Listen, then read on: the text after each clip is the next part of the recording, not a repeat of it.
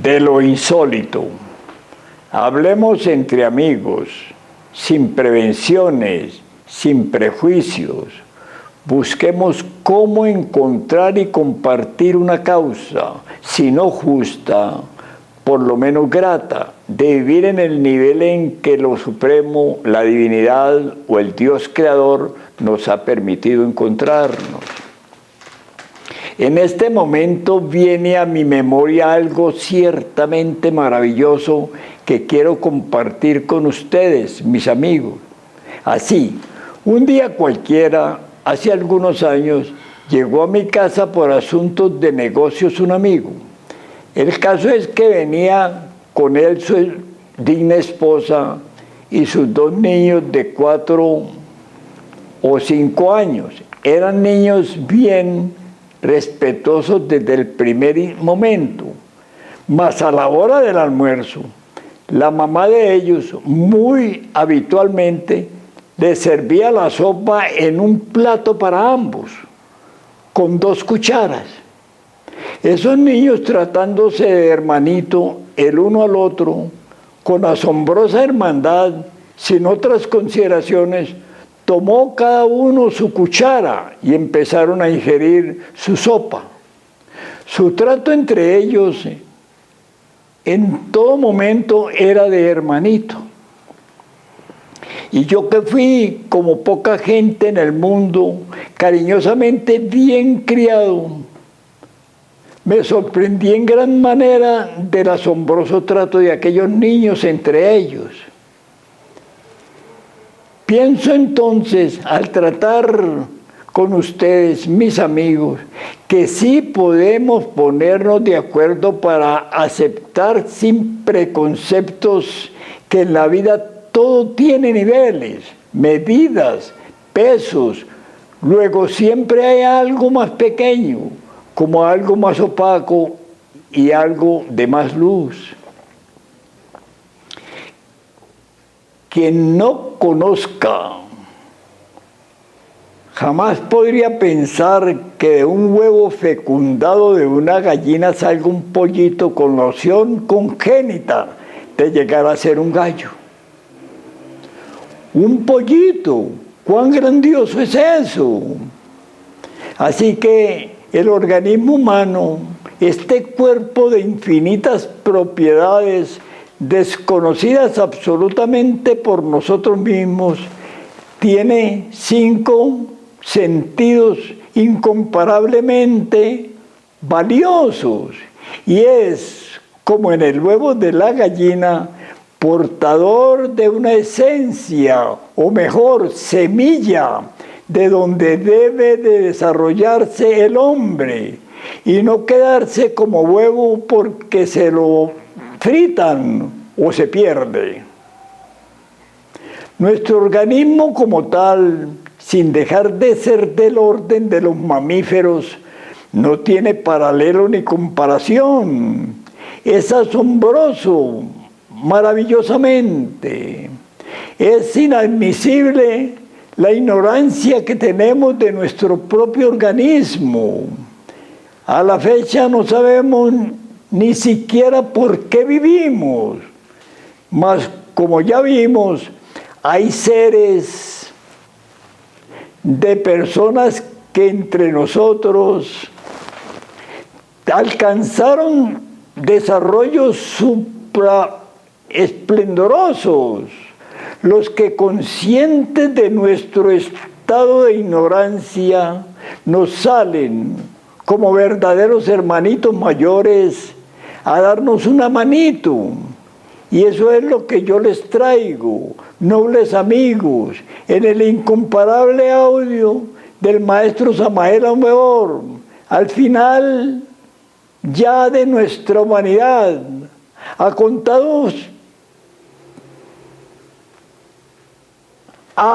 contados años de vida en este precioso planeta llamado Tierra. Escuchar, compartir y hasta someter a debate conmigo mismo en algo que no hayamos capturado es abiertamente posible. Fraternalmente, Jorge Vélez Restrepo, junio 16 de 2020. El tema se llama La cosecha del sol. Aquí estamos, pues, para estudiar. Ustedes para escucharme y yo para hablar. Ciertamente, saber escuchar es algo muy difícil. Más fácil es saber hablar. Cuando se escucha, por lo común interviene un traductor dentro de nosotros, que es el yo, el ego, el mí mismo, el sí mismo. Y todo lo traduce de acuerdo con sus propios conceptos, ideas, opiniones, etcétera, etcétera, etcétera. Así que saber escuchar no es tan fácil. Ante todo, se hace necesario comprender que hay algo en nosotros que está más allá de lo meramente físico. Tenemos un cuerpo de carne y hueso. Eso es obvio. Y cualquiera acepta esa realidad. Pero muy pocos comprenden que tenemos una psicología susceptible de modificación. Hay necesidad de comprenderla si en realidad de verdad deseamos transformarnos. Quienes aceptan que tienen una psicología, de hecho comienzan a autoobservarse. Cuando alguien se autoobserva, es señal de que intenta transformarse. Nosotros necesitamos transformarnos. La vida así como está, en realidad de verdad no es muy atractiva. Nacer, crecer, envejecer y morir se vuelve demasiado aburridor. Trabajar terriblemente para existir y existir en una forma miserable no tiene caso. No solamente existen en forma miserable las gentes que tienen dinero, sino también las gentes que no lo tienen. Hay dos formas de revolcarse entre el lodo. Algunos se revuelcan entre el lodo de la miseria y otros se revuelcan entre el lodo de la riqueza. Todo eso es desolado.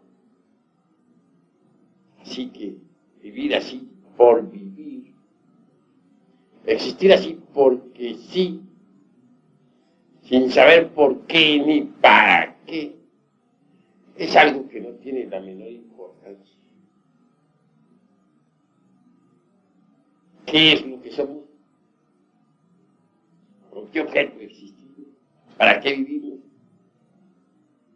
Tantos afanes. ¿Y al fin qué? Cada uno de nosotros es simplemente una máquina encargada de transformar energías. Sucede que las energías de los 7 planetas, las energías planetarias de nuestro sistema solar, no pueden pasar así porque sí al interior de la Tierra, debido al hecho mismo de que nuestro planeta es diferente. Es un mundo gobernado por 48 leyes, un mundo completamente distinto a los otros mundos del sistema solar.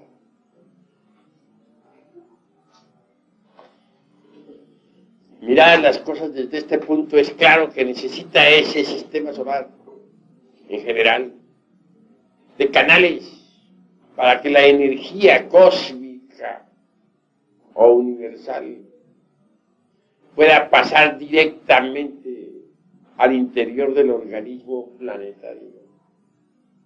Y no se trata de que pase únicamente, se necesita que se transforme mediante los mismos canales. Son una energía transformada y adaptada pues al organismo del planeta Tierra. Podría ser útil al mismo. Tengas en cuenta que la Tierra es un organismo vivo, que necesita existir, que tiene necesidad de las energías de la existencia, de las energías cósmicas para vivir, así como nosotros tenemos necesidad de tener energía para existir. Así la Tierra necesita de la energía para vivir y existir. Es un organismo.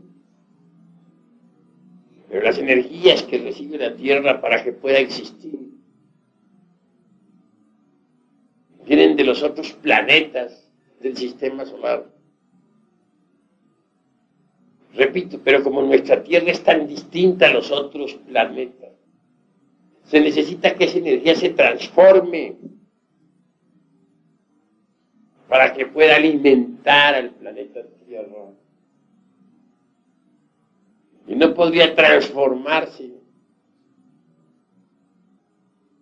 si no existiesen canales por donde la energía pasase.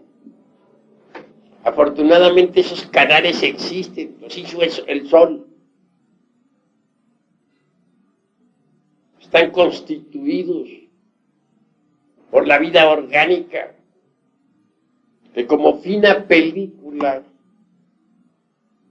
el Logos ha establecido en la costa terrestre. Si fue la delgada película de la vida orgánica, vegetal, animal, humana, es necesaria para que las energías puedan transformarse y pasar al interior de la Tierra. Solo así podría existir la Tierra. De lo contrario, no podría existir como organismo vivo.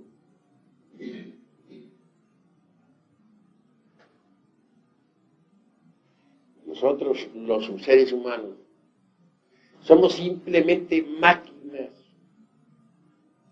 por donde la energía cósmica debe pasar. Cada uno de nosotros recibe ciertas cargas de electricidad y de magnetismo que luego transforma inconscientemente y retransmite automáticamente al interior mismo de la Tierra. Para eso existimos. Y tantas amarguras para que la Tierra exista. Para que esta mole planetaria gire alrededor del Sol. Y nosotros que nos creemos tan grandes, y realmente no somos más que simples maquinitas transformadoras de energía. Y el motivo de nuestra existencia es ese. Para que este enorme mole planetario exista, debemos continuar nosotros con nuestras viditas. Infelices vidas las de nosotros. Trabajar para comer, poder vivir. Existir para la economía de la naturaleza. A ella no le importa qué ideas tengamos, qué creencias. A ella lo único que le interesa es recibir el alimento correspondiente. El alimento energético que debe pasar por nuestro cuerpo. Eso es todo. ¿Y nosotros cómo vivimos? Riñendo en casa, o en las calles, o en los campos de batalla, sufriendo bajo el tacón de un tirano, el de la fábrica, posiblemente el de la oficina, pagando nuestros consabidos impuestos para poder figurar como ciudadano, pagando una renta para que no nos pongan de patitas en la calle, etcétera.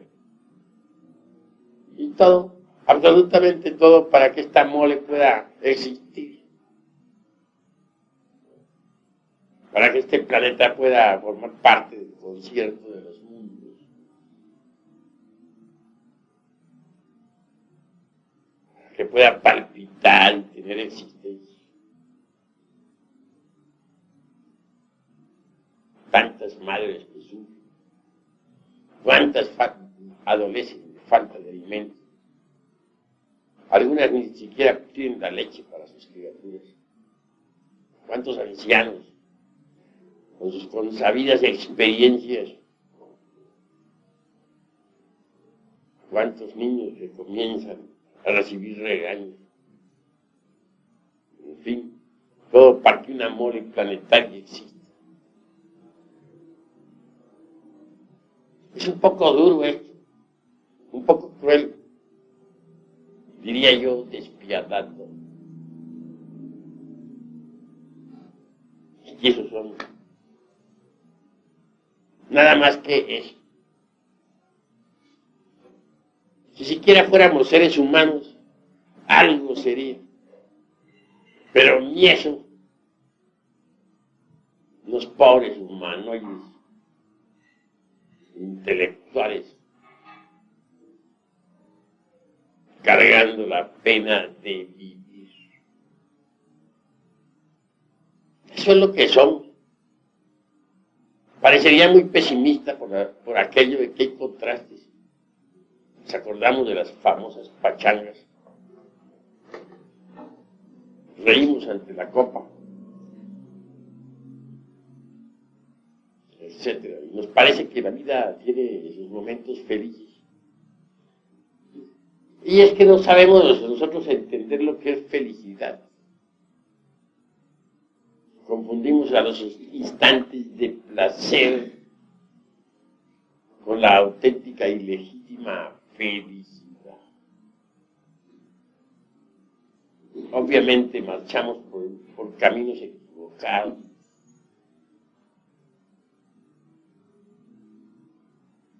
¿Y qué queda después del hastío del placer? Únicamente desengaño, la decepción. ¿Cuántas veces se casa un hombre que cree que adora a una mujer? Una mujer que cree que ama a un hombre. Se casan, mas en realidad de verdad estaban autofascinados, no se amaban. Creían que se amaban, mas no se amaban.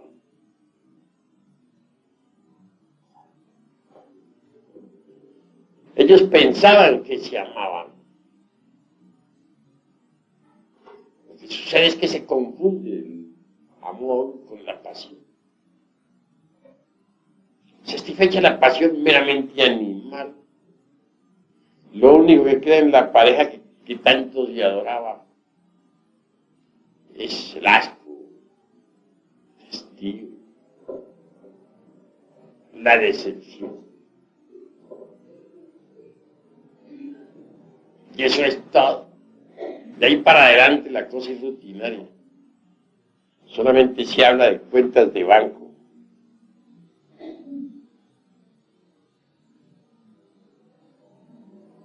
De la renta. De la ropa que está sucia y que hay que lavarla. De que necesitamos que el desayuno llegue a tiempo para salir al trabajo. Cuando en cuando salir por ahí a dar un paseo, como para buscar un escape al aburrimiento, o una pachanga que termine en una tremenda cruda, en gran decepción. Y así va pasando la vida hasta que llegamos a viejos. Si ya viejos nos sentimos veteranos, nos gusta que nos llamen nuestros nietos, con que nos digan abuelo. para narrarles nuestras tristes historias, de las cuales nos sentimos orgullosos. Historias corrientes de la vida. En mis tiempos, el presidente don fulano de tal hizo tal y tal logro. Para contarles alguna cruenta lucha fratricida de la que tomamos parte. Posiblemente está documentada con nuestras heridas de guerra, de las que bien podemos sentirnos orgullosos. Puras tristezas. Que murió nuestro hermano tal, que nuestro primo perdió su fortuna, porque que los tiempos aquellos eran mejores, etc. Al fin llega la muerte y la infeliz. Para eso trabajamos tanto. Para eso sufrimos tanto.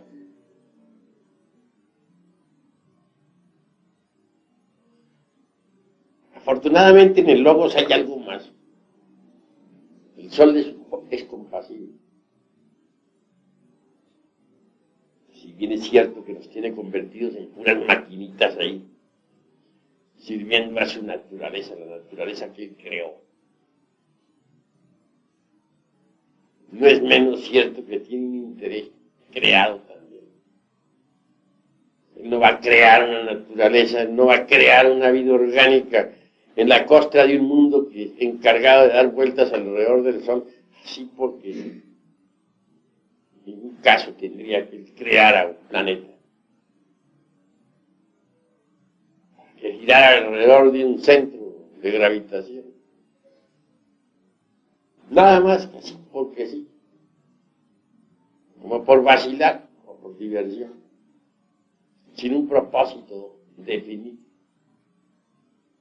No tendría caso haber creado este planeta para nada. Tiene que haberlo creado para algo. Crear para nada sería dijéramos, la tontería de las tonterías. Yo creo que ni ustedes lo harían.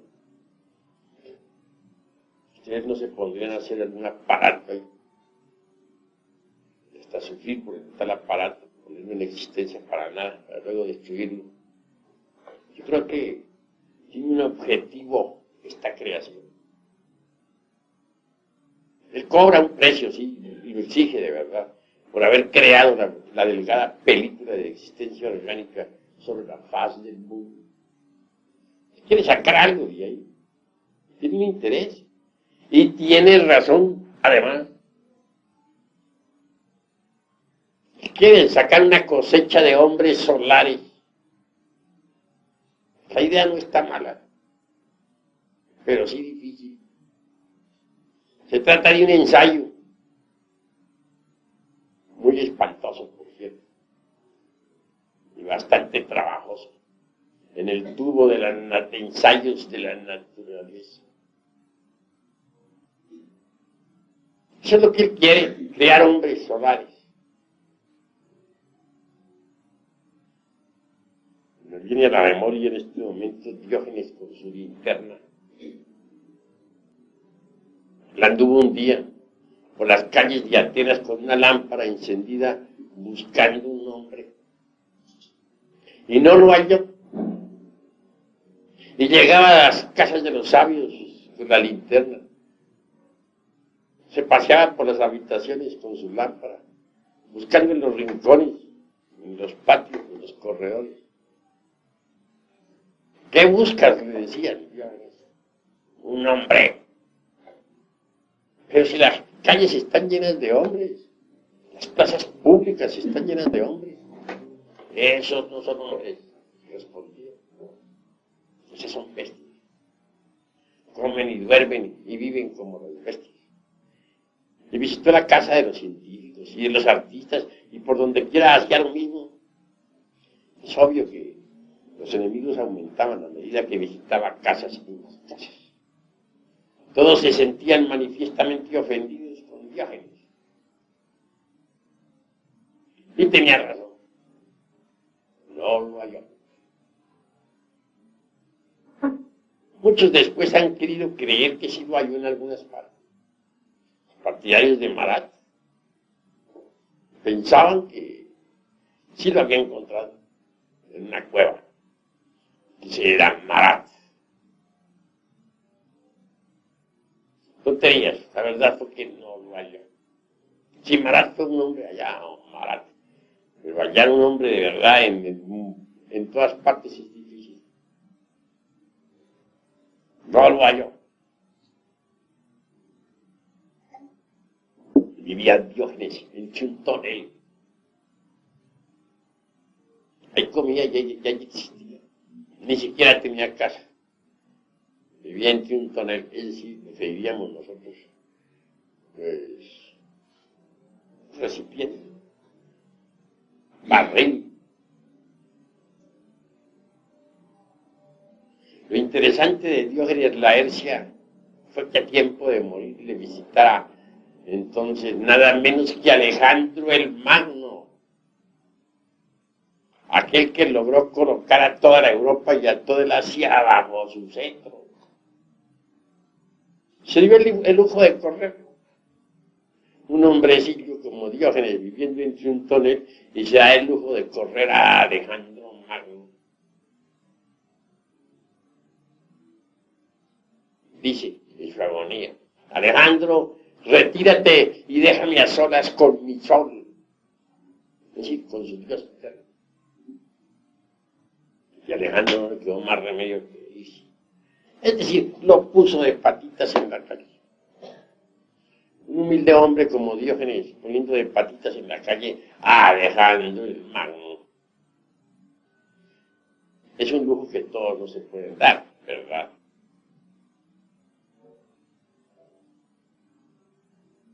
Bien, continuando hacia adelante,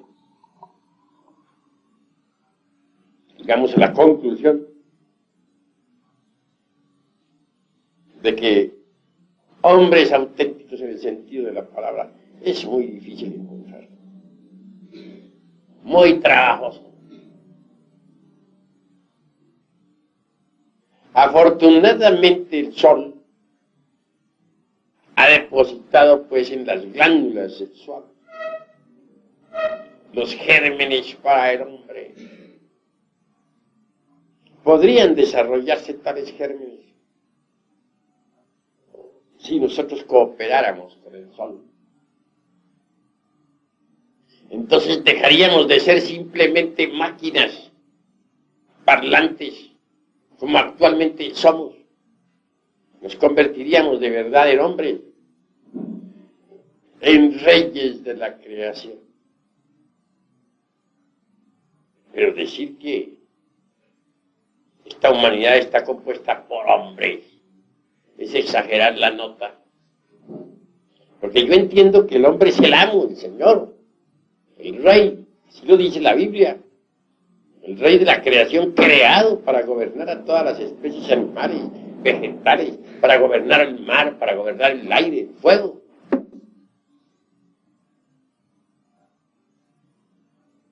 Y si no es rey, no es hombre.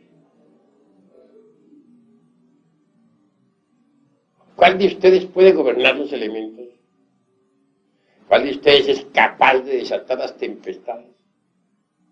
¿Cuál de ustedes es capaz de destruir un incendio? ¿Cuál de ustedes es capaz de poner en actividad los volcanes de la tierra o hacer estremecer el mundo? ¿Desatar un terremoto o destruirlo? Si no somos amos de la creación, entonces no somos hombres. Porque está escrito en la Biblia que el hombre es el rey de la creación. Así, ¿somos reyes o no somos? Si somos víctimas de las circunstancias, si un terremoto acaba con 7,000 personas como sucedió ahora en Europa, el 7 del presente mes, ¿en qué quedamos? Víctimas de las circunstancias, ¿dónde están los hombres? pueden aplastarnos los elementos de la misma forma en que nosotros aplastamos con el pie un hormiguero. Entonces, ¿dónde está la característica de hombres que decimos que somos? Realmente, por mucho que presumamos de tales, en el fondo no somos más que simples animales intelectuales condenados a la pena de vivir. Pero hay gérmenes, sí, en nuestras glándulas. Gérmenes que podrían transformarnos en hombres. Esos gérmenes deben desarrollarse en nosotros y pueden desarrollarse si cooperamos con el Sol y sus ideas solares. Para eso Él ha creado esta raza, entre otras cosas. No solamente para que sirva a la economía de la naturaleza, sino con el propósito bien definido de sacar una cosecha de hombres solares. En tiempos de Abraham el profeta, pudo el sol sacar una cosecha hermosa de hombres solares. Durante los primeros 8 siglos del cristianismo se logró otra pequeña cosecha. En la Edad Media unos pocos. Actualmente se está haciendo el último esfuerzo. Que como quiera, esta humanidad perversa del siglo XX se ha vuelto enemiga de las ideas solares, terriblemente materialista, mecanicista y lunar en un 100%. El sol hace el último de sus esfuerzos. Trata de sacar ya de perdida una cosecha pequeña de hombres solares. Luego, sacar la cosecha destruirá la raza, porque ya no le sirve para su experimento. ¿De qué sirve esta raza? Ya no tiene caso que exista. Ya no le sirve a sus experimentos. Gentes que ya no tienen ningún interés en las ideas solares, que solamente piensan en las cuentas de banco, en los flamantes automóviles, en las actrices de Hollywood, gentes que solamente quieren satisfacciones pasionales, sexuales, drogas, etc. No sirven ciertamente para los experimentos del sol. Gente así debe ser destruida. Y eso es lo que va a hacer eso, destruir esta gente. Y creará una nueva raza. En continentes nuevos que surgirán del fondo del mar. Los actuales continentes, antes de poco, estarán en el fondo de los océanos. Los palacios del gobierno, las casas municipales, las ricas mansiones, servirán de guarida a los peces y focas. Es la realidad. Tierras nuevas habrán de surgir del océano, donde incuestionablemente habrá gente nueva, una raza especial, distinta, que pueda servir para el experimento solar. Esa es la realidad de los hechos. Y hablo en tiempos angustiosos, en tiempos en que las gentes ya no creen en el fin del mundo, en tiempos en que las gentes solo dicen comamos y bebamos, porque mañana moriremos. En tiempos en que las gentes solamente se preocupan por las cuentas de banco, por el qué dirán, por el dice que se dice, por la última moda, por la droga, o por la lujuria. Hablo pues esto, con un solo propósito, de invitarles a la reflexión. Es posible desarrollar los gérmenes solares. Sí, ahí están. para que el hombre nazca en nosotros en la misma forma en que la mariposa nace dentro de la crisálida.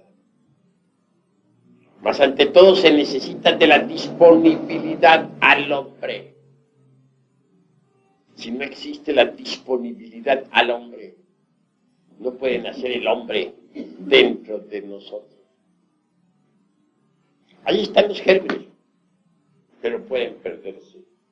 Y lo normal es que se pierdan. Son muy difíciles, son gérmenes muy difíciles de desarrollo. Necesitamos que esos gérmenes se desenvuelvan. Y solo podrían desenvolverse tales gérmenes, solo podrían desarrollarse tales gérmenes si nosotros cooperáramos con el sol.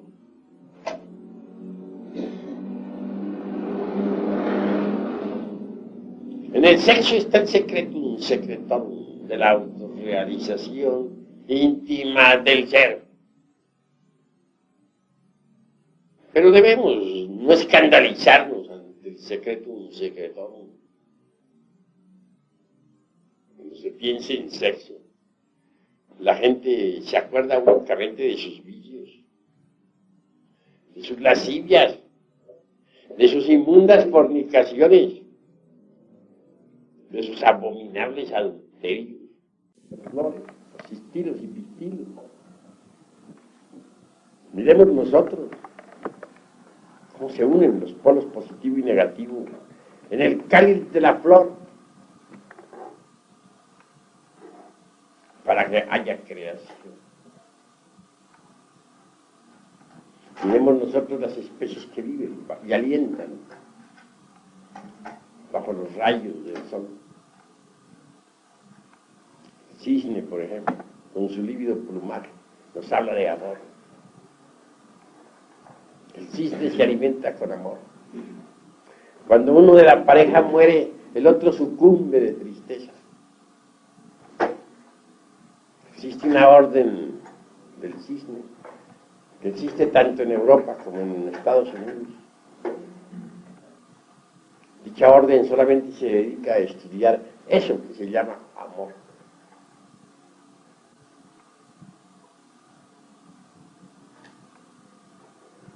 Obviamente, el amor fluye del fondo mismo de la conciencia. Es un funcionalismo del ser.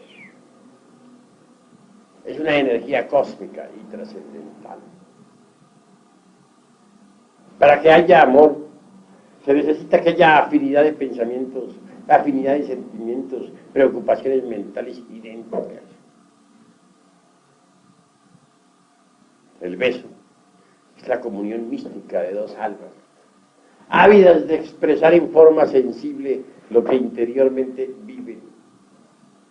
El acto sexual en sí mismo es la consustancialización del amor en el realismo psicofisiológico de nuestra naturaleza.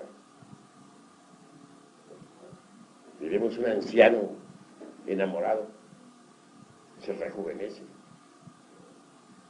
Todas sus glándulas trabajan mejor, que las energías que fluyen del fondo de la conciencia activan esos pequeños microlaboratorios que se llaman las glándulas endócrinas. Entonces ellas producen mayor aflujo, mayor poder, mayor cantidad de hormonas. Dichas hormonas invaden los canales sanguíneos y viene el proceso de reconstrucción o revitalización celular. Aquí vale la pena reflexionar en eso que se llama amor, en eso que se llama sexo, porque sexo y amor están íntimamente relacionados, ya que, repito, el acto sexual es la consustancialización del amor, en el realismo psicofisiológico de nuestra naturaleza. ¿Cuán grande es el amor? Solo las grandes almas pueden y saben amar. Obviamente no debemos confundir el amor con la pasión, como ya lo he dicho. Gracias, pues, al amor, al sexo, a esa fuerza extraordinaria que fluye en todo lo que es, en todo lo que ha sido, en todo lo que será. Pueden reproducirse las criaturas incesantemente. Pueden existir las flores, los frutos, sobre la faz de la tierra. Pueden multiplicarse todos los seres. Así pues que mirar al sexo con asco, considerarlo tabú o pecado, motivo de vergüenza o disimulo, es una blasfemia. Equivale a escupir francamente en el santuario del tercer logos.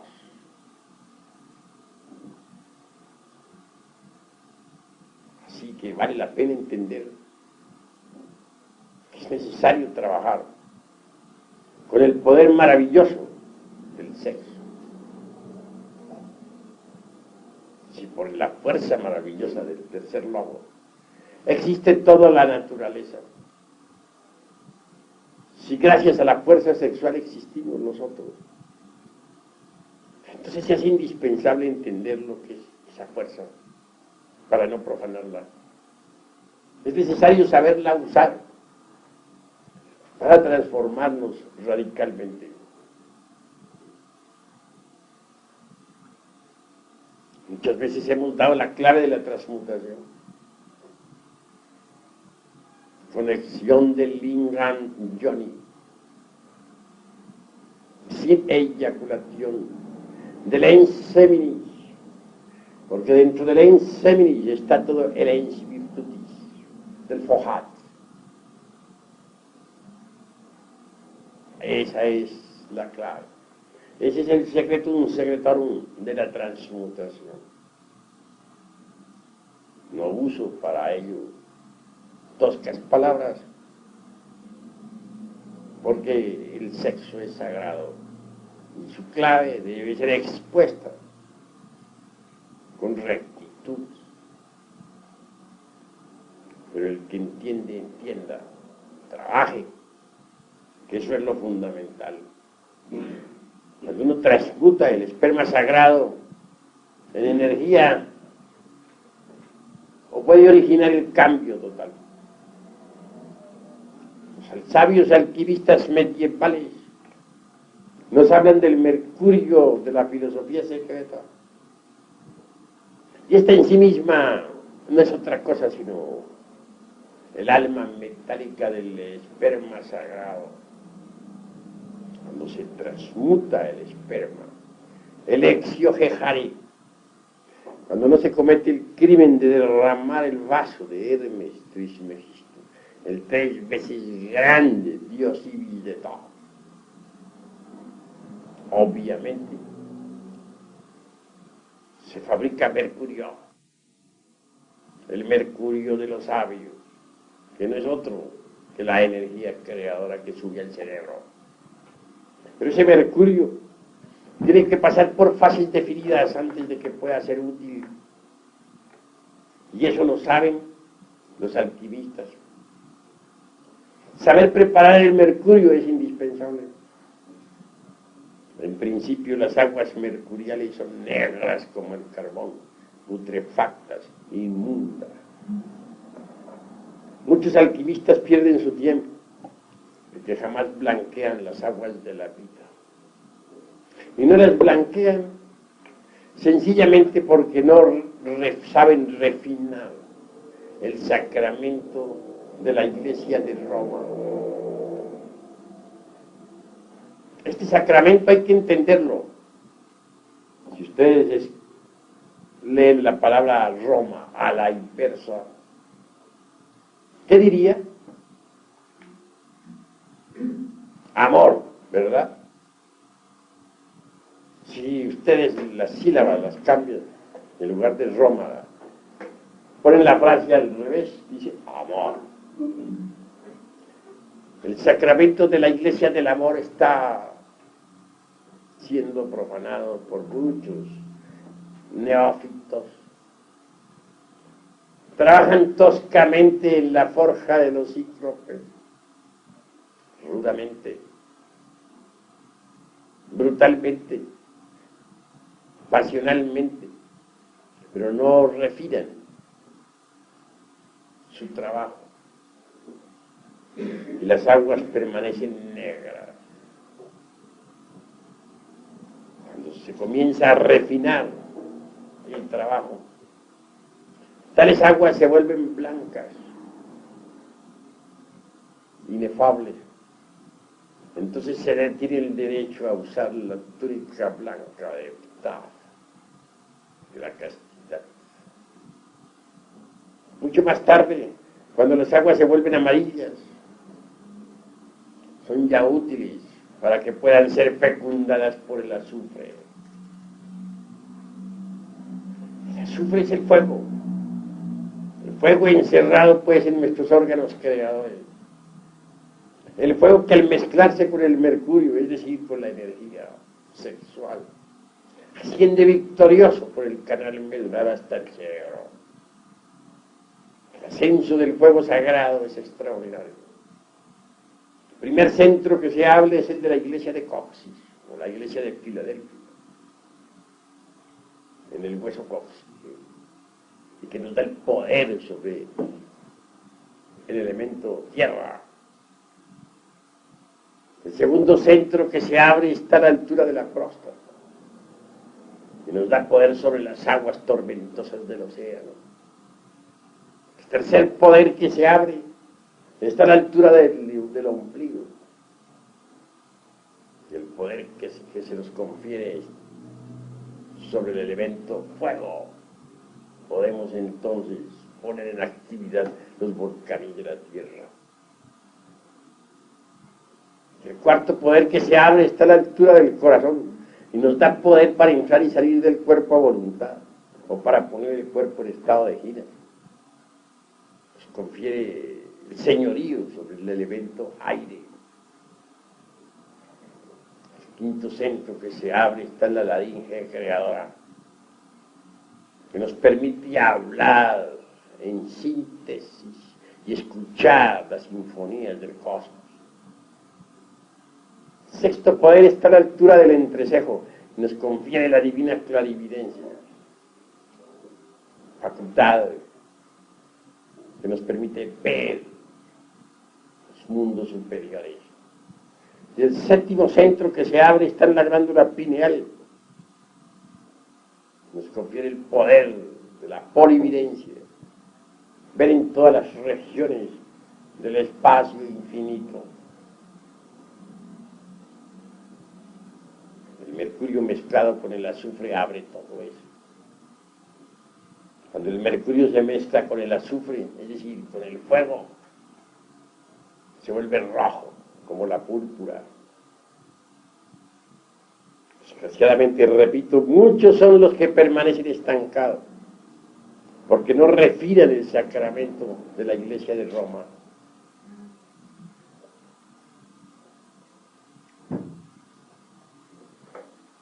El excedente de todo este azufre, de todo este mercurio, y aún de la sal sublimada que asciende mezclada con el azufre y el mercurio,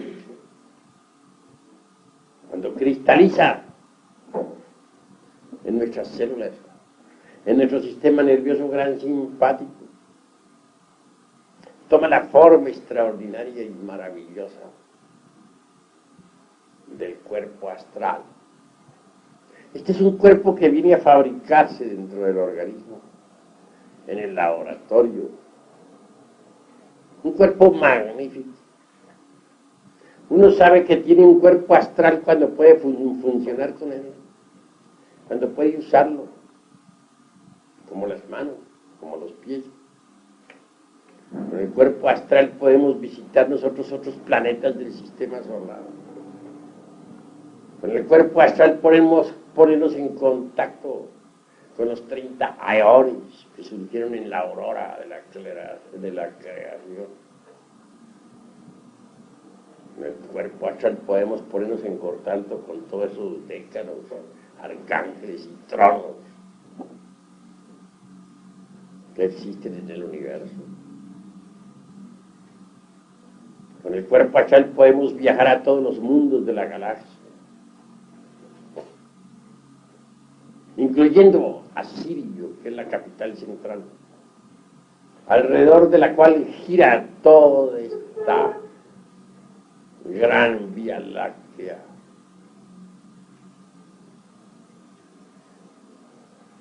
Está prohibido, sí, ir más allá del Sol central sirio.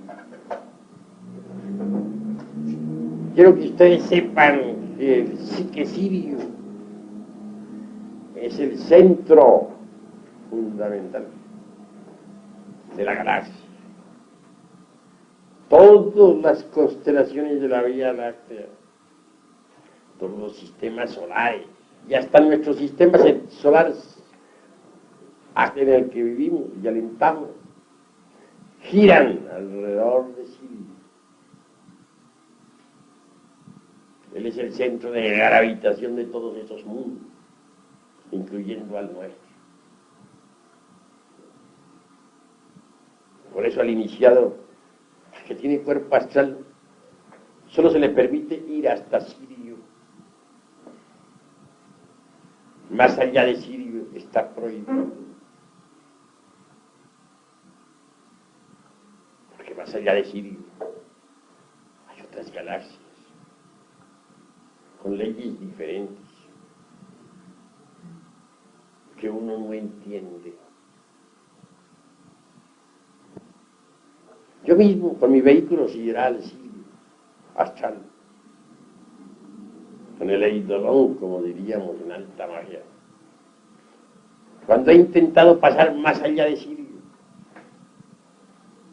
he sido regresado a Sirio. Pues nos está prohibido ir más allá del Sol central. Sí. Sé que hay otras galaxias, mucho más allá. Galaxias cuyas leyes no entendemos.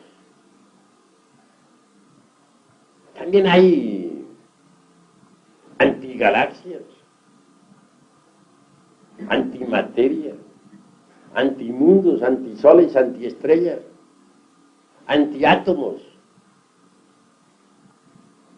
Galaxias, por ejemplo, de antimateria, son para nosotros incomprensibles. No sería posible entenderlas. Aún sabios como Einstein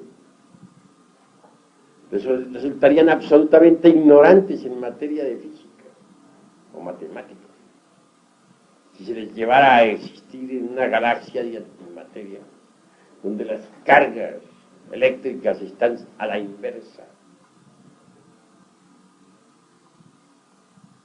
¿Cómo entender nosotros eso?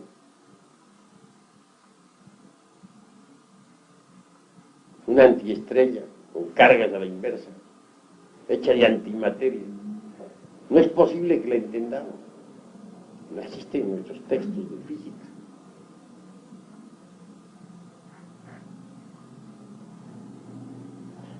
Ahora pensemos lo que significaría pasar más allá de Sirio.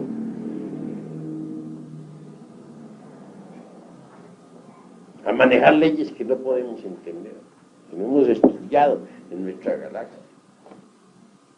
Estaríamos prácticamente indefensos. Quedaríamos convertidos en leños llevados por el borrascoso océano. Aun poseyendo un cuerpo astral, no seríamos más que míseros leños. Así es el infinito.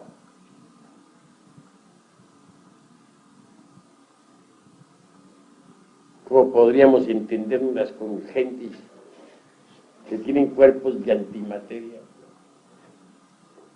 que sus cargas son a la inversa, que sus conceptos pertenecen a dimensiones que desconocemos? Imposible. No entenderíamos ni jota. Así que tener un cuerpo astral vale la pena. Vale la pena para conocer muchas regiones del espacio. Pero jamás podríamos pasar con tal cuerpo más allá de Sirio.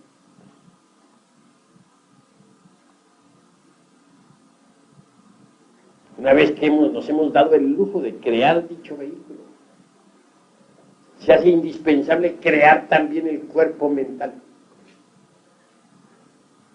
Si es que queremos ser hombres,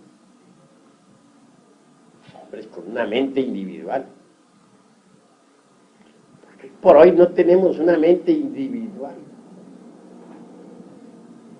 Tenemos muchas mentes. Si pensamos en que cargamos en nuestro interior al ego, al mí mismo de la psicología experimental,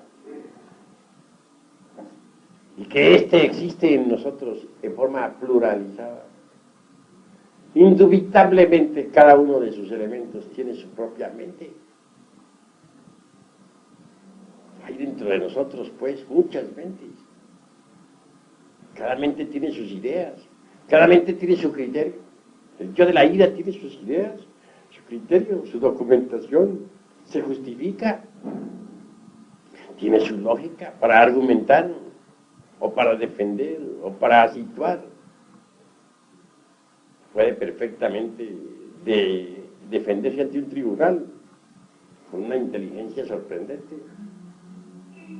para decir: yo tenía razón, maté a ese hombre porque había cometido tal y tal delito. El yo de la lujuria también tiene su lógica. Podría presentarse ante el mejor de los tribunales y con textos de fisiología en mano autodefenderse. Podría hacer muchos argumentos. Podría decir que la lujuria es una función natural del ser humano, que todo lo que existe debe desenvolverse sexualmente. Podría decir que él no tenía lujuria. Lo que tenía era, pues, que lo que hacía era que se estaba desarrollando dentro de la función erótica, y que Eros es natural que exista en nosotros. Podría hacer una exposición de fisiología ante una cátedra. Podría pintar en el pizarrón toda la fisiología de Eros y el funcionalismo de ovarios y testículos, y dejar a todos asombrados. Así pues que cada uno de los yoes que llevamos dentro tiene su lógica, tiene su mente, tiene sus razonamientos, su mente propia. Lo interesante es que cada mente que cargamos en nuestro interior disputa con cada una, chocan las distintas mentes que cargamos unas con otras. Entonces, ¿qué? Tenemos muchas mentes y eso no lo ignora nadie.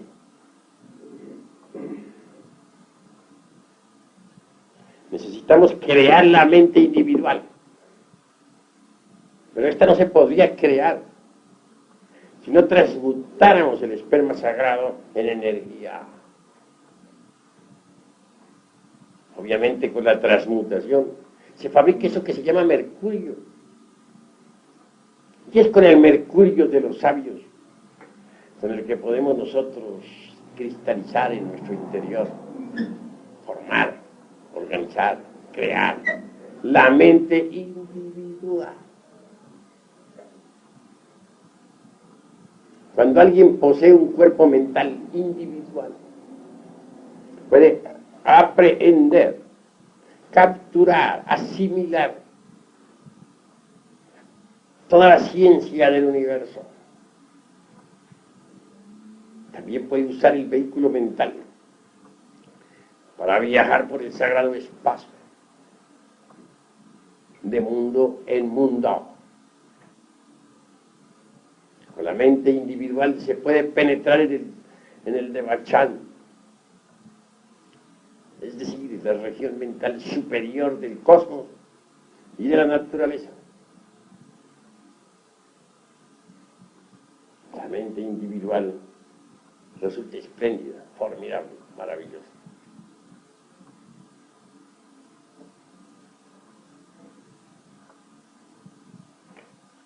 Pero eso no es todo. Las gentes son víctimas de las circunstancias. A las gentes las mueven las circunstancias. Dependen de la ley de los accidentes. Esto lo vemos a diario. Uno no podría verdaderamente aprender a dirigir las circunstancias si antes no ha creado el cuerpo de la voluntad consciente. Cuando uno fabrica tal cuerpo, obviamente ya no es esclavo de las circunstancias. Puede dirigirlas intencionalmente. Se convierte en amo, en señor. Y ese cuerpo solamente se fabrica con el mercurio de los sabios. Es la resultante de la transformación o transmutación de la energía creadora. Ya con los cuerpos astral, mental, causal, y teniendo un físico espléndido, nos damos el lujo de recibir nuestros principios anímicos y espirituales, y nos convertimos en hombres de verdad, en hombres reales. El cuerpo causal es el último de los vehículos que hay que crear. Podría decirles a ustedes que el hombre causal es el hombre verdadero. En el mundo de las causas naturales encontramos al verdadero hombre, el hombre causal. Da gusto, pero en la región de las causas naturales, al hombre causal. Aquí los vemos trabajando por la humanidad. Los hombres causales son verdaderos bodhisattvas, en el sentido trascendental de la palabra. Bodhisattvas que trabajan bajo la dirección del Padre, que está en secreto. Cada uno obedece a su Padre, porque hay tantos padres en el cielo cuantos hombres en la tierra. Cada uno de nosotros tiene su Padre, que está en secreto. El hombre causal se desenvuelve bajo la dirección del Padre y vive en el mundo de las causas naturales. Es el verdadero hombre. Al hombre lo causal, al hombre real, al hombre en sentido más grande de la palabra, lo encontramos en el mundo de las causas naturales. Es esa región donde se escuchan las sinfonías del cosmos. Es en esa región donde escucha uno las melodías de la vida universal. Es en esa región donde venimos a hallar el karma. Porque en esa región trabajan los señores de la ley.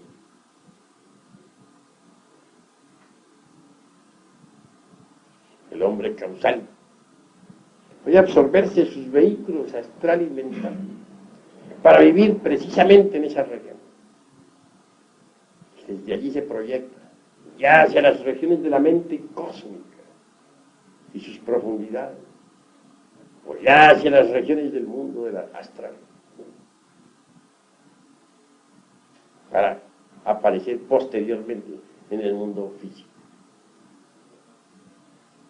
En nombre de la verdad tendría yo que decirles que para poder existir aquí con ustedes, para poder platicar aquí con ustedes, necesito proyectarme en lo personal desde el mundo causal. Porque yo tengo mi centro de gravedad en el mundo de las causas naturales. Desde allí me proyecto hacia el mental, posteriormente hacia el astral. Y por último, haciendo grandes esfuerzos, vengo aquí al físico para platicar con ustedes. Pero estoy platicando con ustedes por concentración, porque mi centro de gravedad está en el causal. Soy un hombre del mundo causal.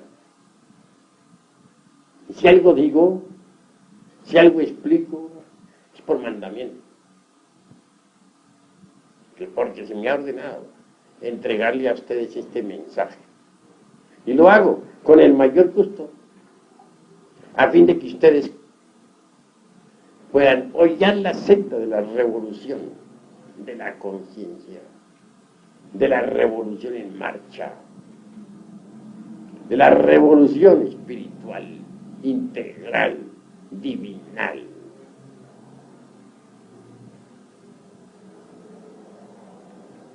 Quiero pues que entiendan que el hombre es lo que cuenta y que el sol tiene interés en crear hombres. El sol desea una cosecha de hombres solares y trabaja febrilmente en estos momentos para lograrlo. Quiero que sepan ustedes que cuando una raza pierde todo interés por las ideas solares, el sol también pierde todo interés por la raza y la destruye. En estos momentos el sol quiere destruir esta raza porque ya no le sirve para su experimento. Mas antes de destruirla, hace un esfuerzo supremo. Saca con grande esfuerzo una cosecha pequeña, aunque sea, de hombres solares. Ustedes atienden nuestro llamado. Si en ustedes se crea la disponibilidad al hombre, el sol podrá absorbérselos como hombres solares. Pero se necesita que ustedes cooperen con el sol. Solo así podrán transformarse en hombres solares. Se hace urgente que ustedes, antes que todo, sepan transmutar. El hombre solar solamente puede crearse con la energía solar. Y esa energía está contenida precisamente en el azogue en bruto de los sabios, en el mineral en bruto. Tal elemento es el Edexio-Jejare, es decir, el esperma sagrado. Quienes cometen el crimen de extraerlo de su organismo con propósitos pasionales se alejan demasiado del sagrado sol absoluto y se hunden definitivamente en los mundos infiernos hasta su desintegración final, para que los gérmenes del hombre puedan desarrollarse en el organismo. Se necesita que sean tocados por los rayos o emanaciones que vienen del sagrado sol absoluto.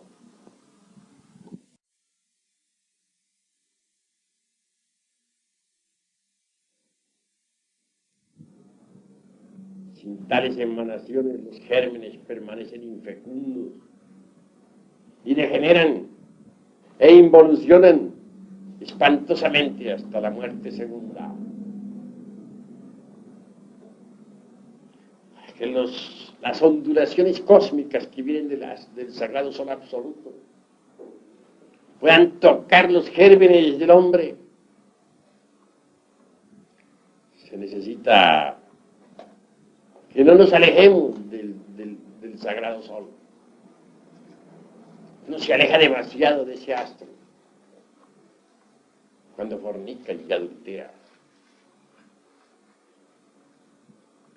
Así que debemos entender que ni a los fornicarios ni a los adúlteros los toca el sagrado sol absoluto. Por eso fracasan. No puede sacar el sol cosecha de los fornicarios, ni tampoco de los adúlteros. Para que el sol saque alguna cosecha, se necesita que nosotros marchemos de acuerdo con la ley. ¿Qué se entiende por fornicario? El que derrama el vaso de Hermes Trismegisto. ¿Qué se entiende por adúltero?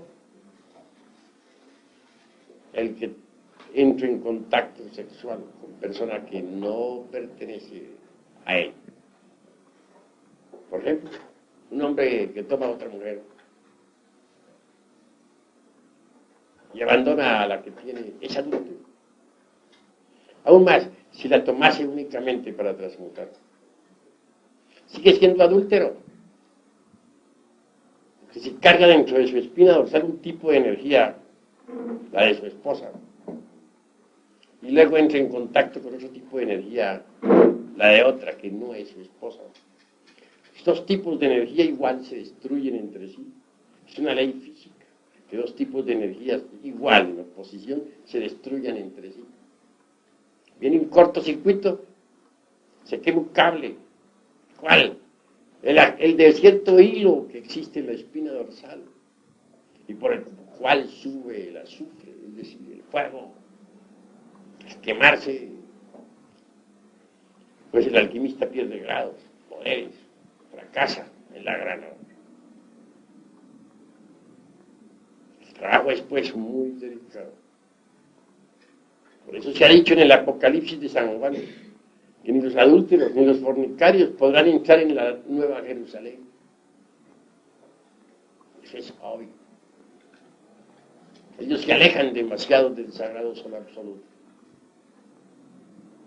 No alcanzan las emanaciones del sagrado sol a tocar sus gérmenes sensuales. Y estos entonces se tornan involutivos y al fin se pierden.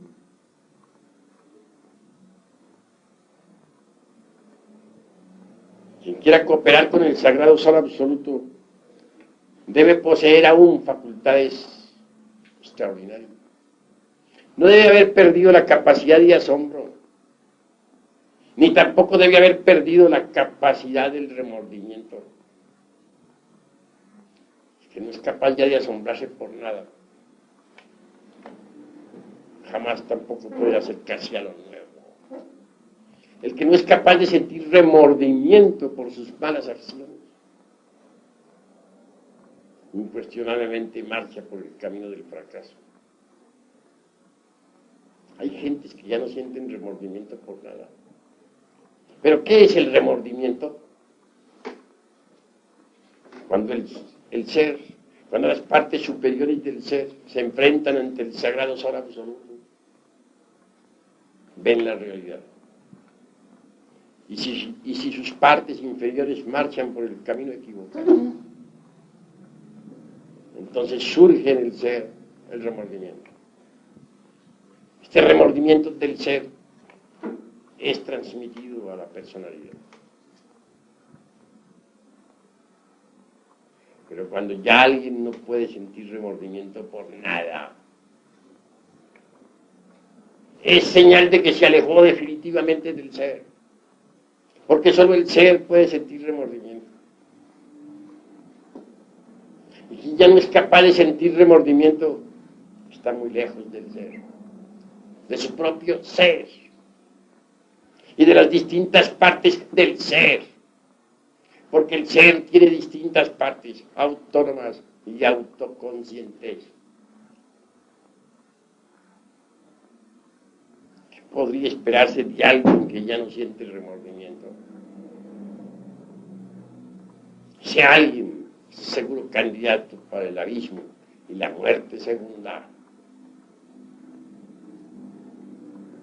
Si hay alguien que todavía tenga remordimientos, que sea capaz de sentir remordimiento por las malas acciones cometidas, ese alguien es digno para nosotros de admiración.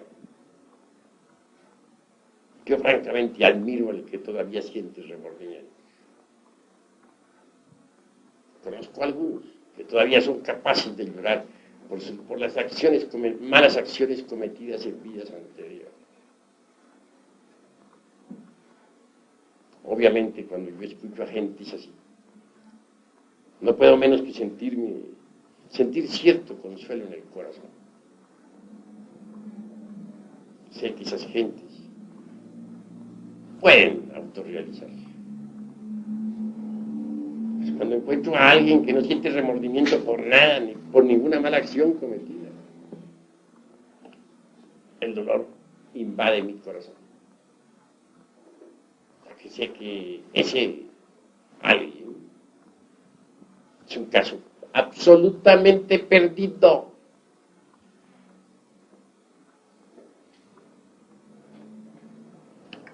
cruda realidad.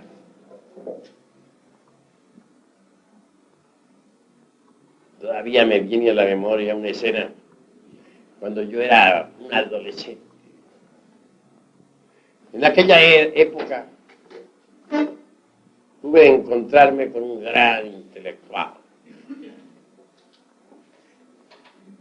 Indubitablemente aquel amaba el vino. Y entre concepto y concepto no dejé de acompañarlo en algunas copas. Sin embargo, al otro día sentí yo gran remordimiento. Se lo dije a él, siento remordimiento de haberme tomado aquellas copas. Respuesta, yo sí no siento remordimiento. Y que vengan otros. Me llené de horror. Pude ver a aquel hombre cómo bebía y bebía y bebía incansablemente.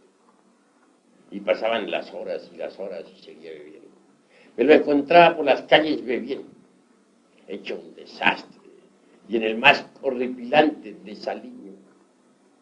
Y pasaron 8 días y lo veía yo todavía bebiendo. Lejos me mantuve de él. Lo había acompañado en unas pocas copas, pero jamás lo volví a acompañar.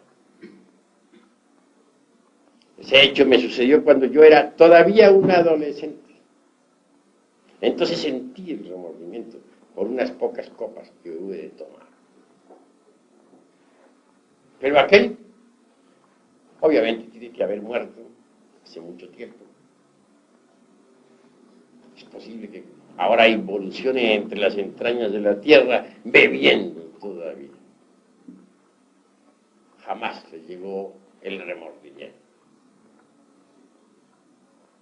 Quien no siente remordimiento es un caso absolutamente perdido. Fracasa inevitablemente. Así, mis queridos amigos, damos final a esta plática, pero también damos oportunidad de concluir nuestra reunión contestando preguntas. Todos aquí tienen libertad para preguntar lo que quieran preguntar en relación con el tema expuesto, sin salirse del tema, por motivos de orden. Si alguien tiene que preguntar, pregunte. El que quiera decir algo, dígalo. El que no esté de acuerdo, exponga por qué no está de acuerdo. Hay libertad de palabra. Yo no soy un dictador de los conceptos. He venido a compartir con ustedes ideas. Creo que entre todos, trabajando, podremos descubrir muchas cosas útiles. Así que hay libertad para decir lo que se quiera decir y para refutar lo que se quiera refutar.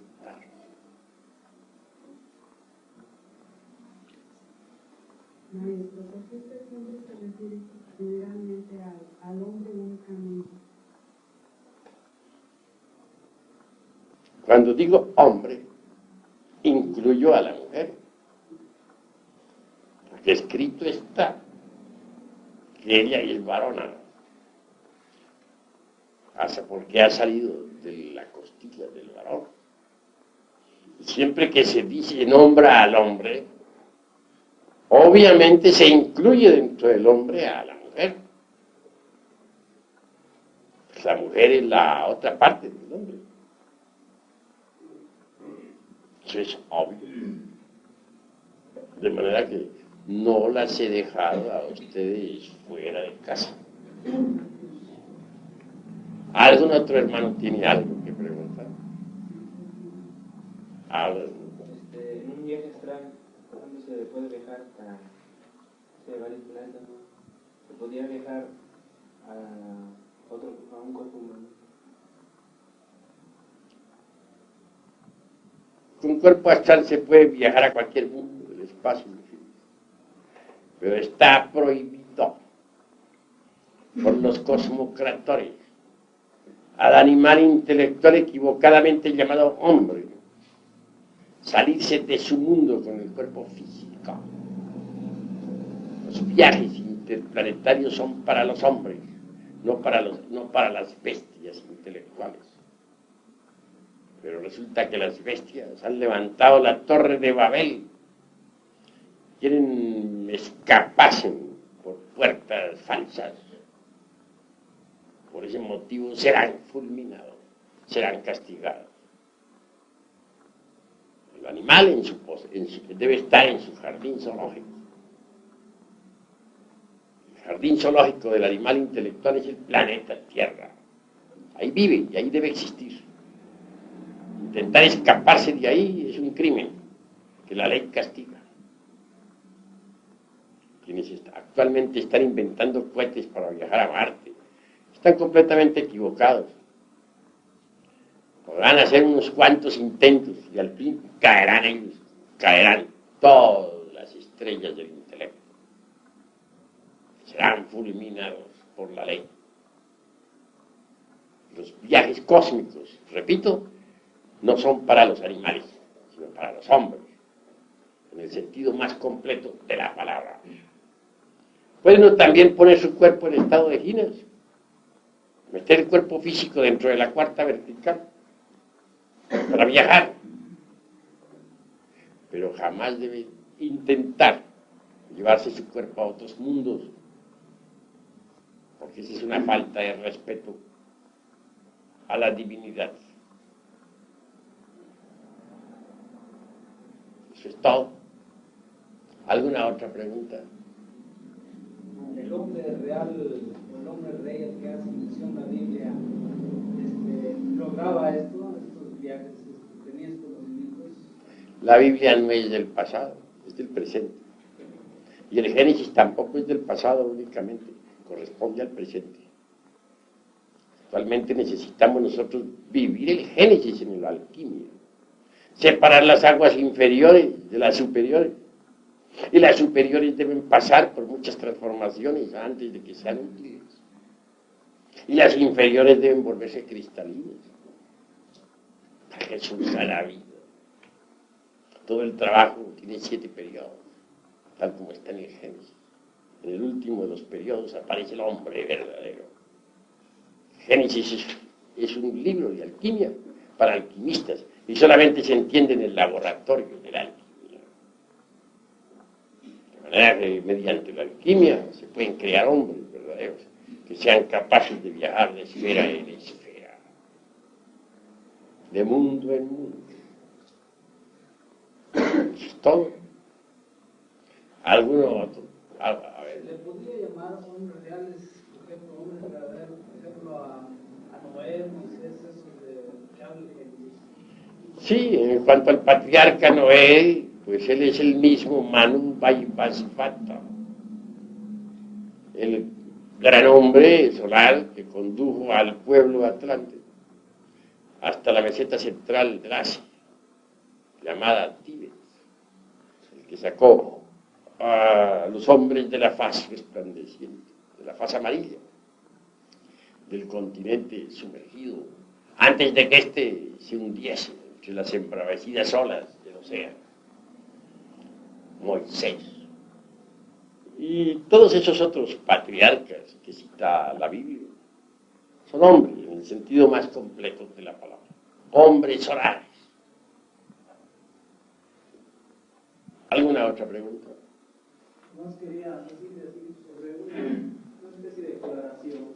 Como dice Lobsang Rampa que durante los sueños viajamos en el mundo astral, pero inconscientemente. Yo lo que quiero hacer una diferenciación, si cuando uno está durmiendo, si es un sueño, David, ahorita en un plano activo, pero cuando uno está en el lecho es pasivo, quisiera saber si el cuerpo físico se queda soñando y aparte en el astral, el cuerpo, unido, como dice, por el cordón de plano. Claro está que el cuerpo físico durante el sueño reposa en su lecho. Lo que se escapa del cuerpo físico es el ego, normalmente, ya que las gentes todavía no poseen un cuerpo astral. El ego viaja entonces por distintos lugares de la tierra.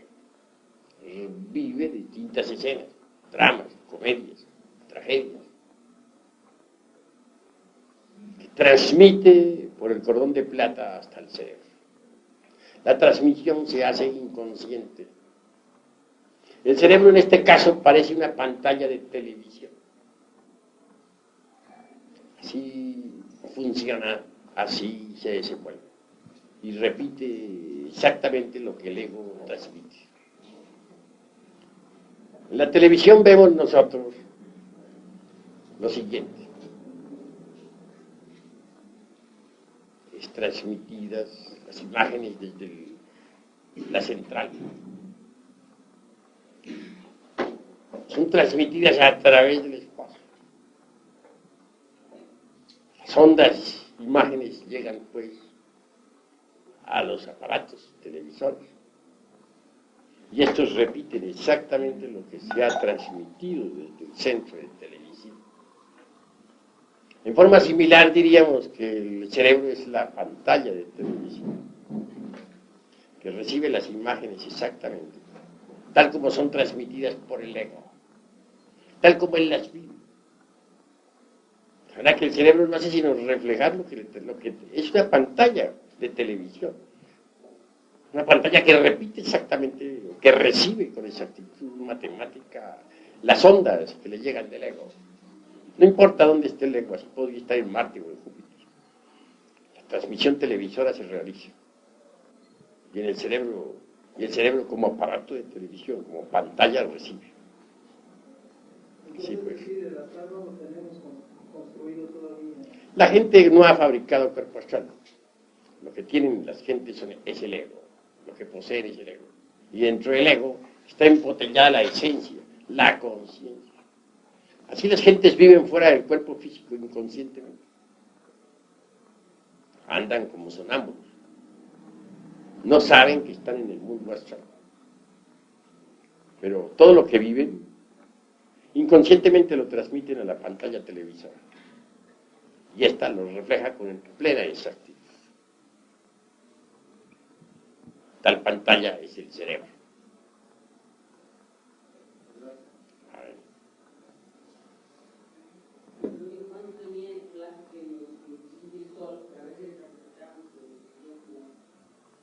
El plazo ya terminó. El reloj de arena está parado. Junto al reloj de arena está el esqueleto de la muerte con la guadaña. Dispuesto a eliminar a todos estos millones de seres humanos que no sirvieron para nada, que pueblan la faz de la tierra. Bueno, no exageremos la nota diciendo que no sirvieron para nada. Sirvieron para la economía de la naturaleza.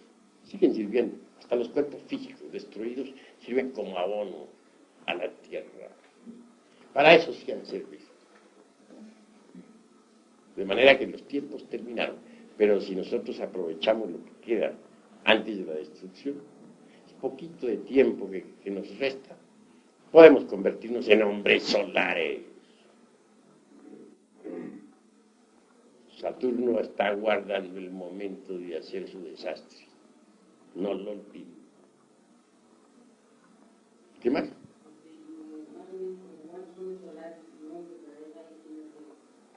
Pues un puñadito. Yo no me he puesto a contarlos.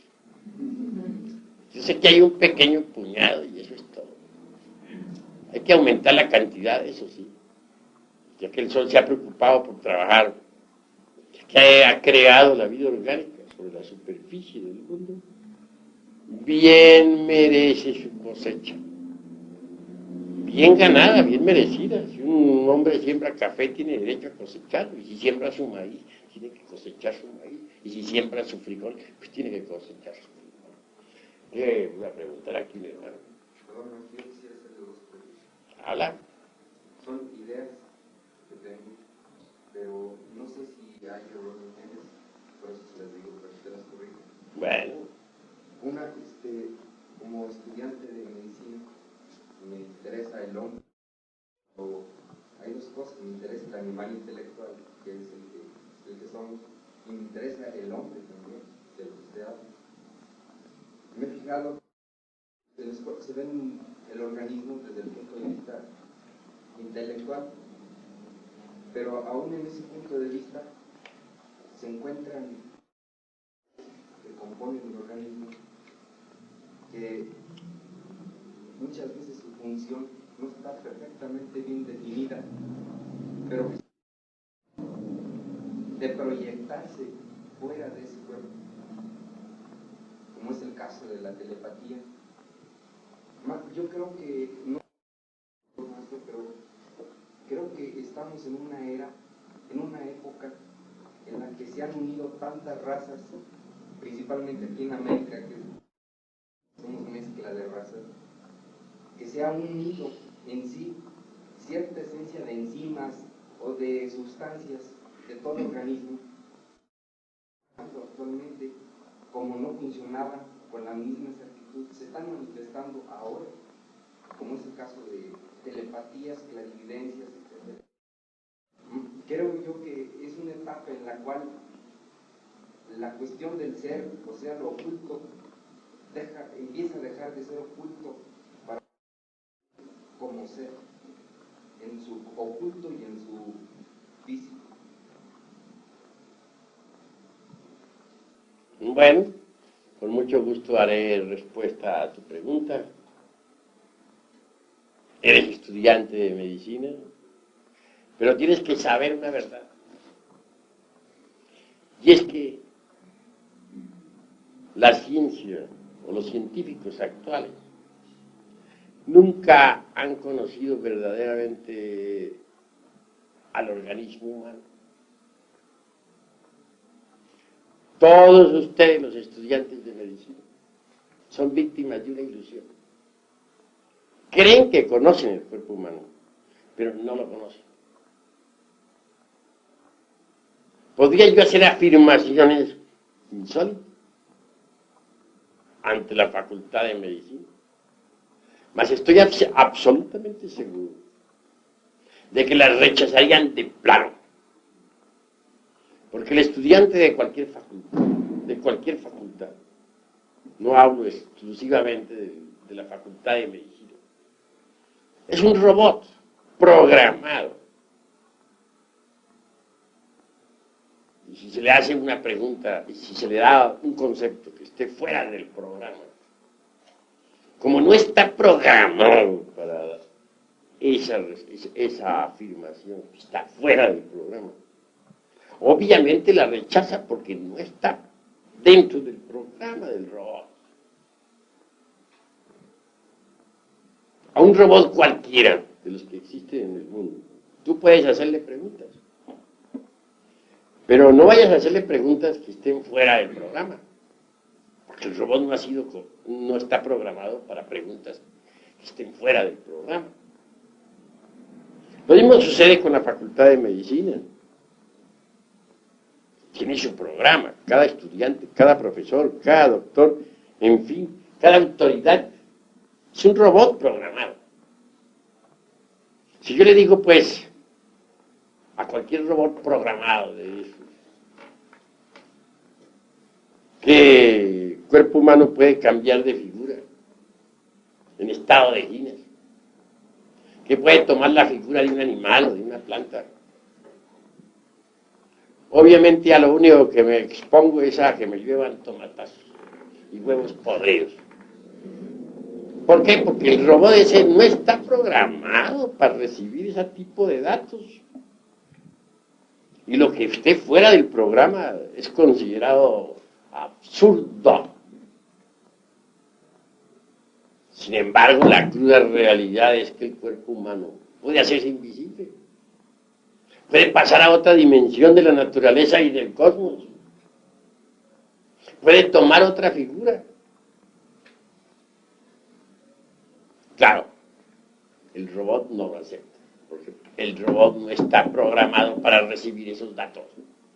El robot responde, brujería, hechicería, jajajaja, eso no sirve, tomates, huevos podridos contra el conferencista, medioevo, naturalmente, porque el robot no está programado para recibir tales datos.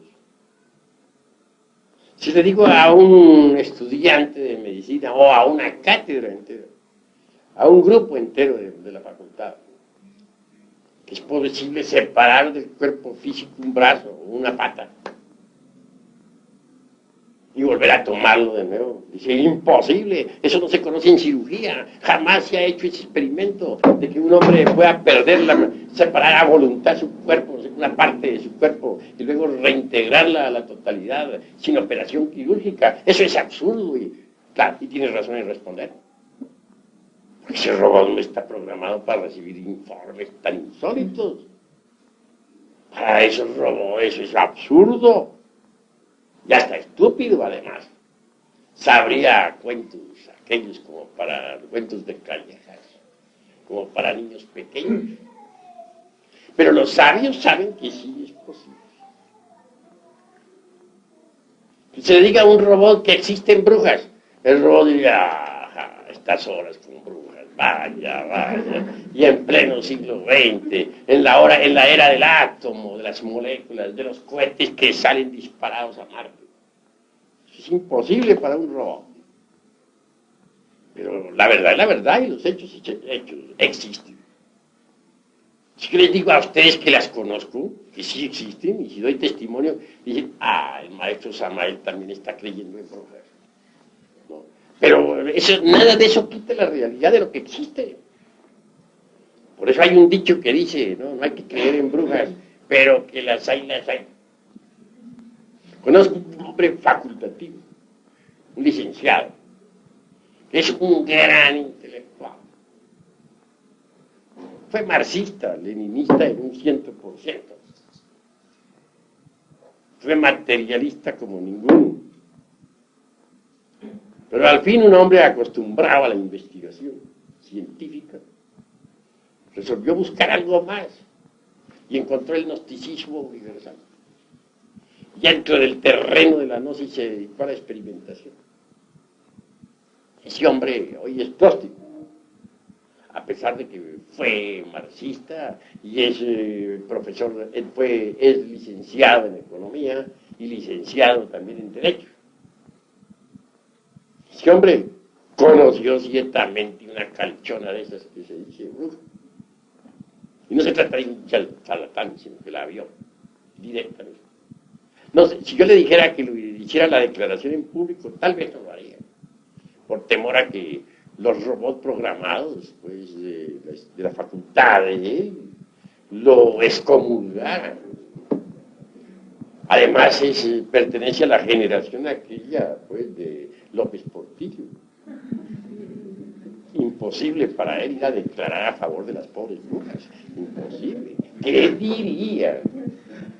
¿Qué dirían esos señoritos de la sociedad? Esos señoritos de cuello al... No tiene inconveniente en decir lo que le consta.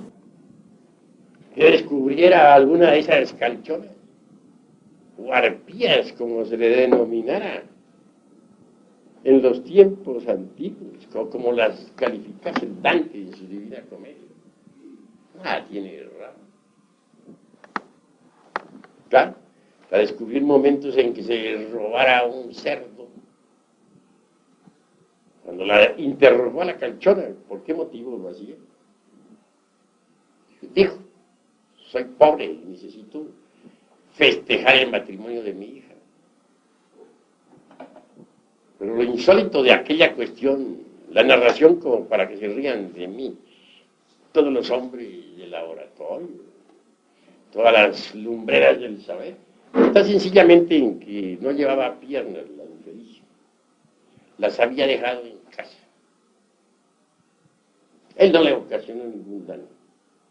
Y la calchona pudo llevarse felizmente a través de la cuarta vertical el cerdo aquel para su famoso banquete, el banquete de los demonios. Naturalmente lo que estoy diciendo podría ponerse en comillas. Hasta la prensa podría darse el lujo de sacarme caricaturas. Conozco muy bien a las lumbreras del intelecto. Esa es la cruda realidad de los hechos. Así pues que, ¿cómo es eso? Que una arpía pueda dejar sus piernas, como lo dicen tantos textos coloniales, aquellos que cuentan maravillas sobre las épocas de la colonia. incongruente. Sin embargo, se ha podido comprobar. Y la Santísima Inquisición, por cierto, que lo comprobó. Y quemó a 2 de ellas en las hogueras coloniales. Allá ardieron las infelices como teas encendidas. Pero que vuelvan a otra vez a hacerse sus piernas que han llegado en la cama. ¿Cómo es eso? Eso no lo aceptaría la universidad ni por $1.000.000. Ni por $1.000 millones lo aceptaría. Y si algún profesor se atreviera a aceptarla, a ese profesor lo correrían de la universidad a tomatazos y huevos podridos. Pero la realidad es la realidad. ¿Y cómo hacemos para que deje de existir la realidad? Hechos son hechos. Y ante los hechos tenemos que rendirnos.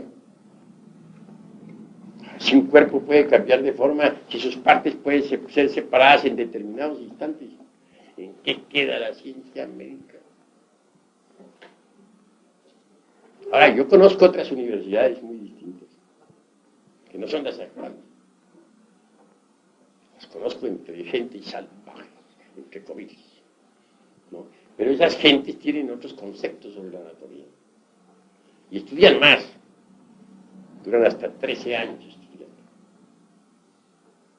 Universidades muy serias, pero ridículas para el siglo XX. Y sin embargo, en esas universidades, el concepto sobre anatomía cambia fundamentalmente.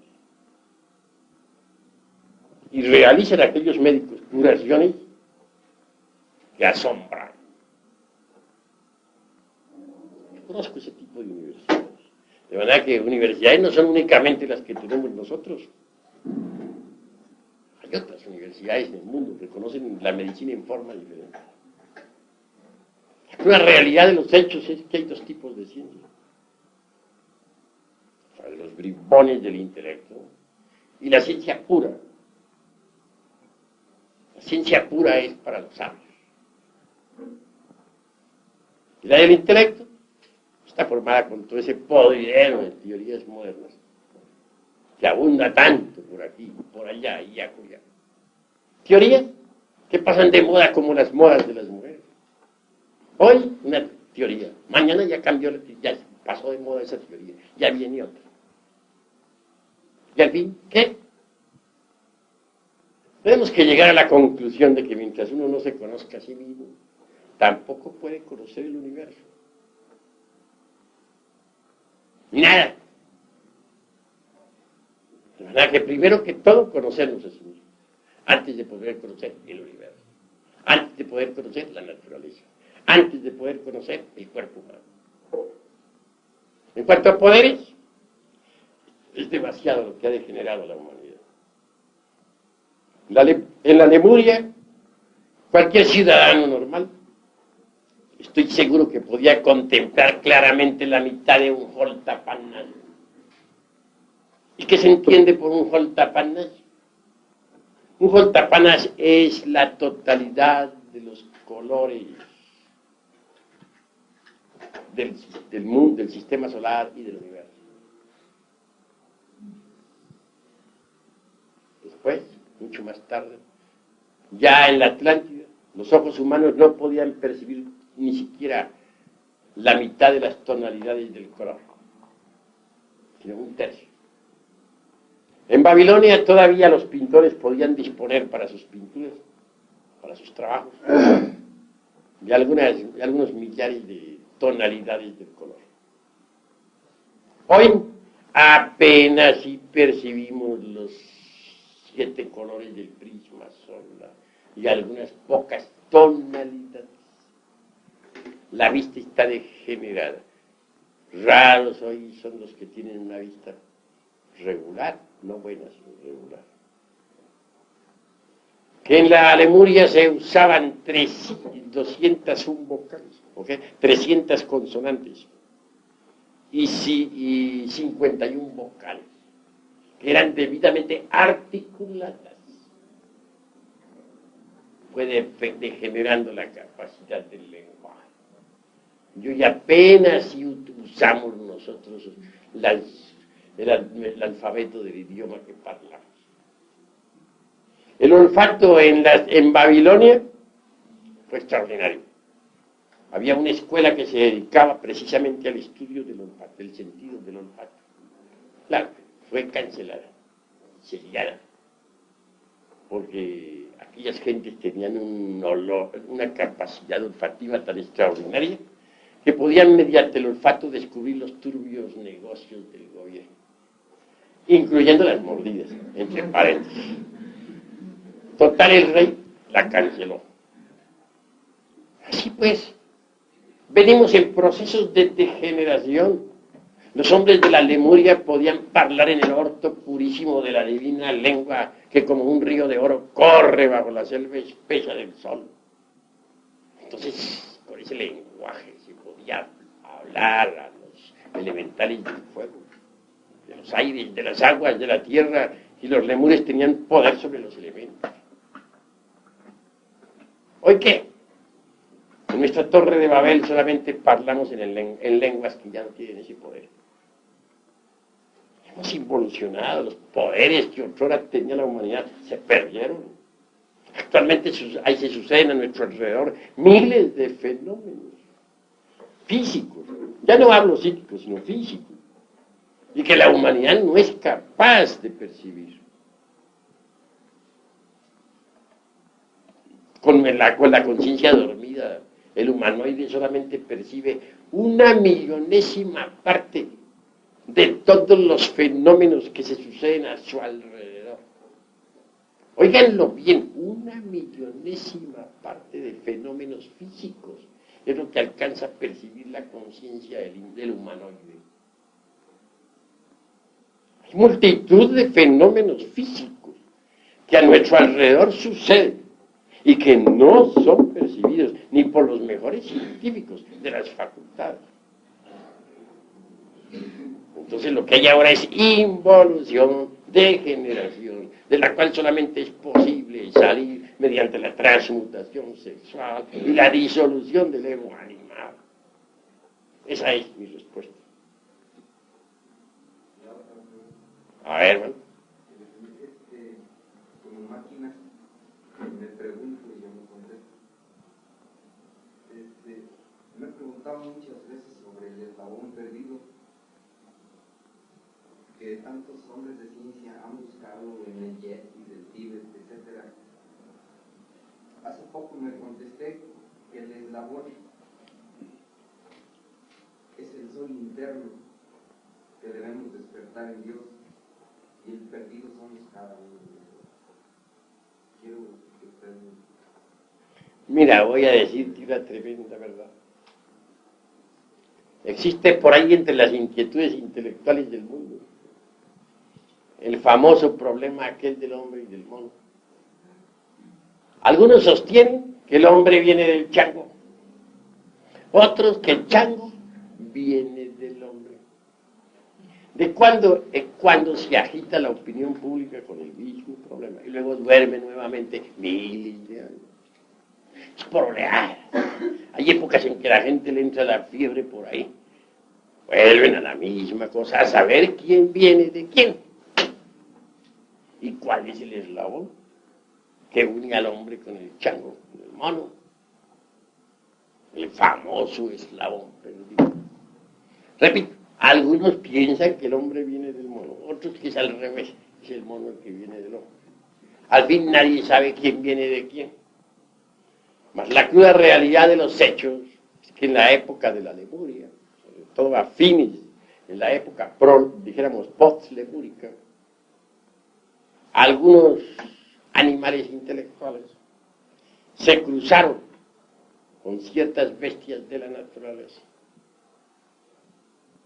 ciertos elementos masculinos, se cruzaron con bestias femeninas, y de ahí resultó cierto tipo de monos, simios. Después, cuando la Atlántida se sumergió entre el fondo del océano, quedaron aisladas en algunas regiones de la Tierra ciertas mujeres, que a su vez también se cruzaron con bestias masculinas. Y ya desde ahí resultó otro tipo de changos, de monos, simios, orangutanes, etc. De manera que la cruda realidad es que esa clase de simios, los monos, los changos, los orangutanes, los gorilas, vienen de la raza humana. Si pudieran hablar en nuestro lenguaje y hacer un mitote, todos esos changos que están encerrados en Chapultepec, en México, podrían bien decir: nosotros somos los hijos de ustedes, nosotros los representamos a ustedes, nosotros somos el resultado de sus barbaridades, nosotros somos el resultado de sus bestialidades, nosotros los acusamos a ustedes porque ustedes nos dieron la vida. Perversos, vagabundos. Pero los pobrecillos no pueden decir eso y tienen que permanecer encerrados en sus jaulas, sirviendo ahí de crudo testimonio sangrón para todos los pobres animales intelectuales. De verdad que buscan el eslabón que une al hombre con el chango. Pues esa clase de bestias que sirvieron de eslabón, tanto al final de Lemuria como de Atlántida, ya desaparecieron del escenario de la naturaleza. Que no los busquen más. Mejor es que se encarguen de eliminar de su interior lo que hay de bestialidad. He dicho. A ver, hermano.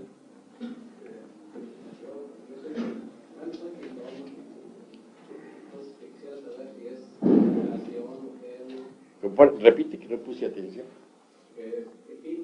Ah.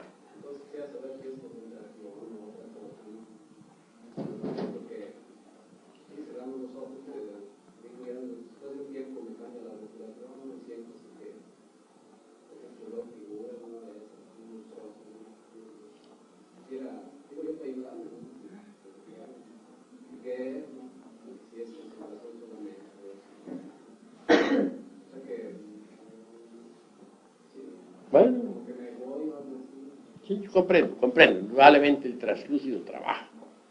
Existen en el ser humano dos tipos de imaginación. La una la podríamos llamar nosotros la imaginación intencional, y esta es el translúcido. Con ella se capta el mundo astral y sus figuras, o las maravillas del mundo de la mente, o las cosas extraordinarias del mundo causal, etc. Existe también otro tipo de imaginación. Quiero referirme en forma enfática a la imaginación mecánica. Esta, incuestionablemente, es la fantasía. Está formada con los desechos de la memoria. Es incoherente, insípida, insustancial, inodora, no sirve. En el pintor, en el artista, que se educa espiritualmente, funciona naturalmente la mente, digamos, la imaginación creadora, el translúcido que puede percibir lo real en los mundos superiores y para plasmarlo después con su mano artística en el lienzo. Sí, pues estás usando el translúcido y eso es encomiable y maravilloso. Eso es todo.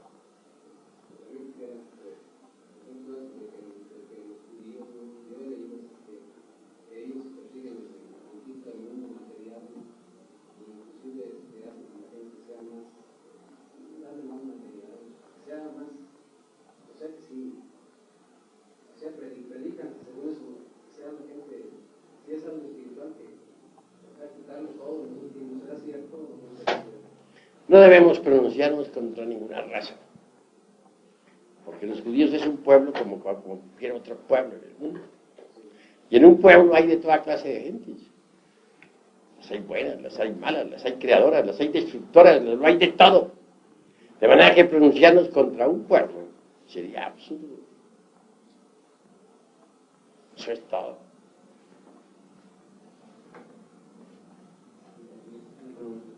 Por ejemplo, a veces uno ve unas imágenes que cree haberlas vivido antes y piensa si es un sueño o una reencarnación. Pues eso depende. Cada caso es muy particular, cada caso es muy individual, cada imagen hay que examinarla. No se puede contestar eso de forma generalizada. Muchas veces en sueños podemos nosotros vivir escenas que pertenecen a vidas anteriores. En esos sueños muchas veces podemos vivir ciertos dramas, comedias y tragedias que no coinciden con la época actual. Obviamente, tales sucesos pertenecen a vidas anteriores, a vidas pasadas. Eso es todo. ¿Esas vidas pasadas las ha vivido uno o son imágenes nada más? Cuando digo vidas pasadas me refiero a las vidas anteriores que todo ser humano tiene.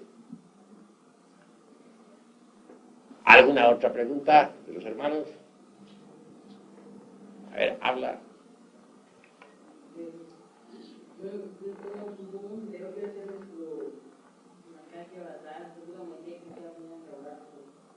¿Cómo dices? Barájamela más despacio.